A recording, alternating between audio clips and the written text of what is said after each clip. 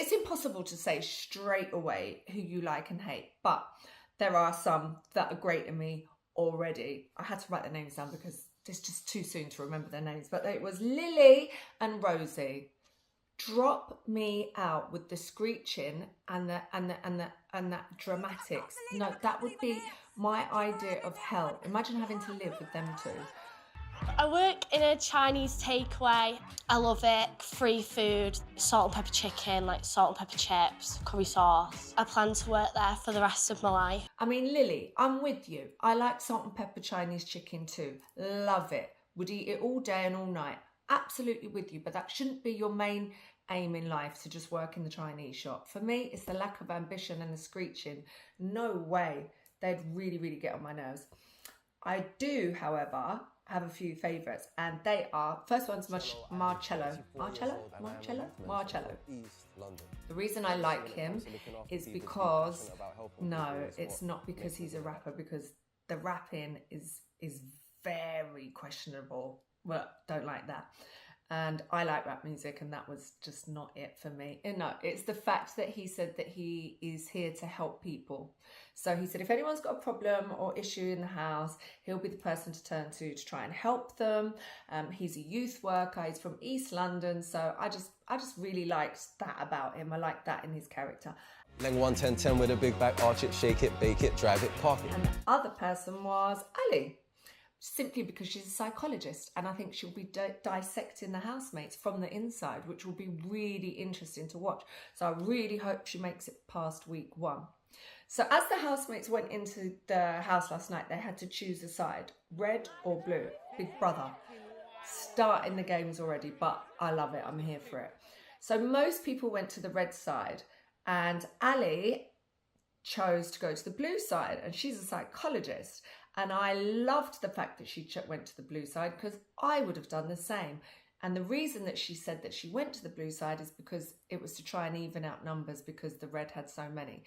That to me, I mean, I'm no psychologist, but that to me screams that she's a good person, because you want to even out the numbers. You're not just following the crowd. You're not just going, oh, I need to be with them because they've got the most numbers. No, this side has less people. Let me back this side. So yeah, I really like her for that. I don't know if people are gonna love her in the house. She might be a bit bland for some people, but those type of housemates bring the most energy to the diary room, for me anyway, because it's not all about screeching and loud and wah. It's about the psychology behind everyone. And that for me is the most interesting part of being on Big Brother and watching Big Brother. Getting to watch people get to know themselves. For want of a better phrase, there is no better phrase. So I cannot wait to see these 16 people get to know themselves. Right, so when the housemates came in the house, they had to choose, as I said before, the red or the blue side, right? So most of the people chose the red. I call them follow fashion. I call them no balls. I call them sheep. That's what I call them. And then there was just like 4 or 5 left in the blue side. The twist was, I love it, everyone in the red group got to go to the pretend house, which was like, was it called the slop house? Like the storage house, I think it was called. And it looked disgusting. So there you go. That's what you get for following the crowd and not going with the underdog. I always go with the underdog. I am the underdog, and we always rise to the top in the end. Should have gone to the blue side, you anyway, there is another twist. So the housemates that are non-housemates now, because they're in the storage cupboard, they will have a chance to compete with the real housemates. Bear with me. The blue housemates that are in the house, they will have a chance to compete and try and show that they're a better housemate.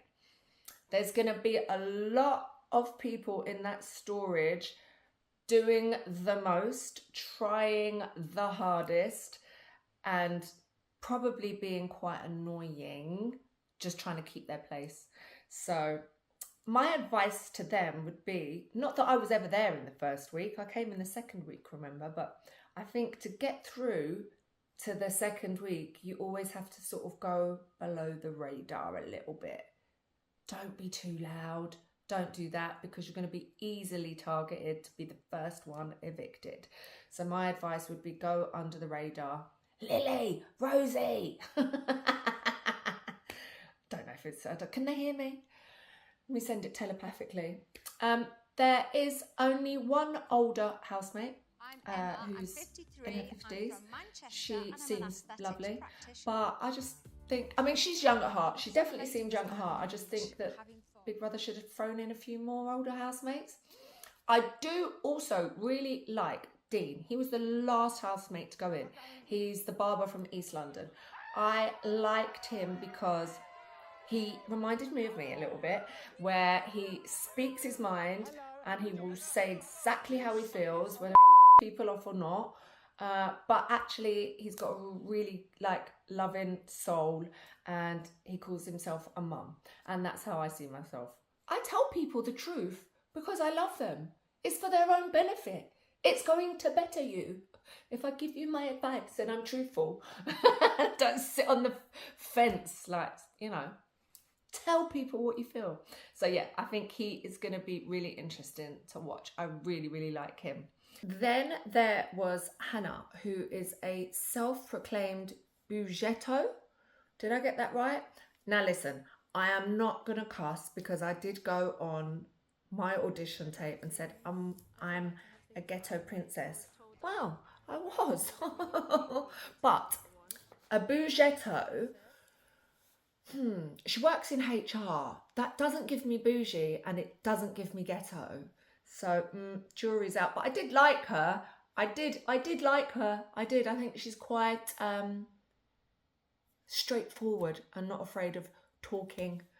Yeah, I quite liked her. Then there's Ryan, who just seems like a completely normal, average Joe Blogs guy. And that type of character used to get really far in Big Brother back in the day, like in my day. Guys like that would sail through to the end. But he got booed. He actually got booed. And I think it's because in his audition tape, he said he doesn't understand or like when people use pronouns or refer to themselves as being a spoon or something like that. It's all well and good if you want to use certain pronouns, and I get that. It gets a bit confusing sometimes when people are identifying as a spoon or whatnot. So I just think in this generation, times have changed. I don't think that type of character goes that far anymore. You need to be a bit more open-minded and liberal with your opinions, Ryan. Or keep them to yourself, darling, but that's not what Big Brother's about. Actually, don't keep them to yourself. Get them all out. Get them off your chest. We want to hear it all. So that is mine and Coco's roundup. That's what we think so far. We are super excited to watch the rest of the series, and we hope that you stay tuned to our vlog, because, yeah, no holds barred over here. I will be saying what I feel. But I need to see more. I need to see more first before I can say more.